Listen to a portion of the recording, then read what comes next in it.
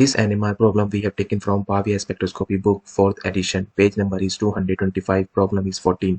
We have to determine the structure of the organic compound having molecular formula C7H12O3 from the given IR values, normal carbon NMR, DEPT 135, DEPT 90 and 1H NMR spectra.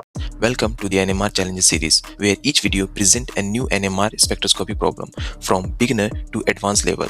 Here we systematically analyze 1H and 13C NMR along with 2D techniques such as COSY, NOSY, HSQC and HMPC depending upon the problem to uncover organic structures step by step.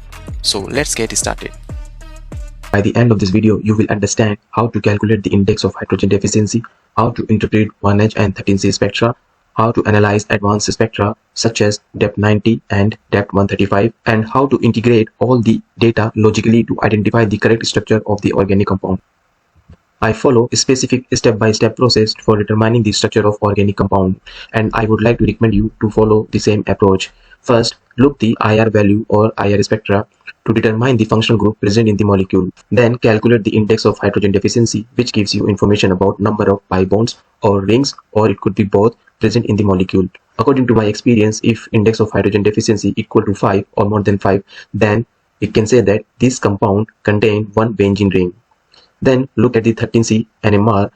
Normal 13C NMR gives signal for all sorts of carbon, means all types of carbon signals you will see.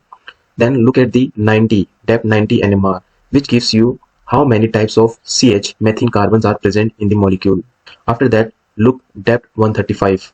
In DEPT 135, only those carbons showing the signals which possess the hydrogens. So it means the signals for quaternary carbon or carbonyl carbon will be absent. Therefore, you can easily conclude that which signals belongs to the quaternary carbon by comparing with the normal 13C carbon spectra. And remember that methane CH or methyl CH3 peaks coming in the positive phase, means in the upward direction. Methylene signals comes in the negative phase, it means in the downward direction. And at the end, look 1H NMR. The number of signals in the 1H NMR is equal to how many types of protons are present. If you are seeing that number of hydrogen signals are half of the total number of protons present in the molecules, then it means your molecule have symmetry. And same in the carbon NMR also. If you see the carbon signals, let's say 5 carbon signals and there are 10 carbons, it means the molecule has symmetry. Okay, the splitting patterns in 1H NMR following n+1 rule, then you can get the information about the neighboring protons, and eventually you will understand which type of functional group or group present in the molecule. Substitution patterns in case of benzene ring you can determine by the splitting pattern. Chemical shift values is very important to remember because it will gives you information about the shielding or deshielding of the protons. I would like to recommend you to remember few chemical shift values. For example, if alpha hydrogen is connected to the ketone or ester, then it is coming in between 2 to 3 ppm. If the carbon is connected to the electronegative atoms such as oxygen, nitrogen or fluorine, then the signal will come around 3 to 4.5 ppm. If it is connected to the bromo or chloro, then it comes between 2 to 3 ppm. The signals for alcohols or amines is variable, so you can see from like aliphatic regions up to the 5 ppm. Phenol signals usually comes around 5 ppm. Now look at the alkenes, which comes from 5 to 7 ppm. For aromatic compounds, the signals comes from 6.5 ppm to 8.5 ppm. Aldehyde protons gives characteristic signals between 9 to 10 ppm, and similarly carboxylic acid signals will come from 11 to 12 ppm, always beyond the 10 ppm. Okay, if you remember these values, then you can easily figure out the presence of the functional group in your molecule. So we have given two IR values. The first one is 7020 per centimeter and second is 1738 per centimeter. So this one, we know that this belongs to the ester functional group. This indicates the presence of ester, but this one, it could be for aldehyde or ketone. Now let's look at the NMR. In 1H NMR we don't see aldehyde signal, therefore we can say that this belongs to the ketone group. Now let's calculate the index of hydrogen deficiency. So the index of hydrogen deficiency is 2. It means this compound has 2 double bonds. So one double bond we can assign to ketone and the second one we can assign to the ester carbonyl group. Now look at the 13C NMR. We are going to write the 13C NMR in a graphical form for our better understanding. So the first signal is 14 ppm, second is 28, third is 30, then fourth is 38, fifth is 61, 73, 173, and then 207. This 207 is belongs to the carbonyl group of the ketone, and this one is belongs to the ester carbonyl group of the ester one.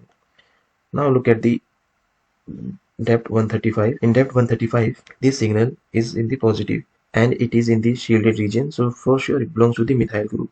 And 28 ppm is in the negative phase, so it belongs to the CH2 group. Then 30 is positive, so it also belongs to the methyl one. Signal at 38 is in the negative, so it is belongs to the CH2. Signal at 61 is also negative, so this also belongs to the CH2, and it is 61 ppm, so it probably attached to the oxygen. Now 173, of course you will not see any signal because it is quaternary carbon, or we can say that carbon which doesn't have any hydrogen, and same for 207. Now look at the depth 90 NMR, which will give signal only for CH. So as you can see that there is no signal in depth 90 NMR, which indicates that this compound doesn't have any CH carbon. Okay, so from the carbon NMR we get the information that the compound has ketone, ester or CH2. One is CH2, another CH2, and methyl group. So how many carbon? 1, 2, 3, 4, 5, 6. There are 7 carbons, because so one carbon is this which is attached to the oxygen. Moving to 1H NMR. In 1H NMR, as you can see that they are saying that the signal at 1.2 ppm and 4.5 ppm is have the same magnitude, means coupling constant is same. So it means this signal, this one, let's say this is A, this is B, C, D, E. So signal A is connected with 4.15, where it is 4. This one connected with E. So they are neighboring protons. So let's do step by step. There are 5 types of protons, because there are 5 signals, right? And the signal A, which is around 1.25 ppm, this is triplet. So this means the n value will be 2, neighboring hydrogens are 2, and it is integrating 3 hydrogens, so this is methyl, right? And this value indicates that this methyl is attached to CH2, so this compound has ethyl group.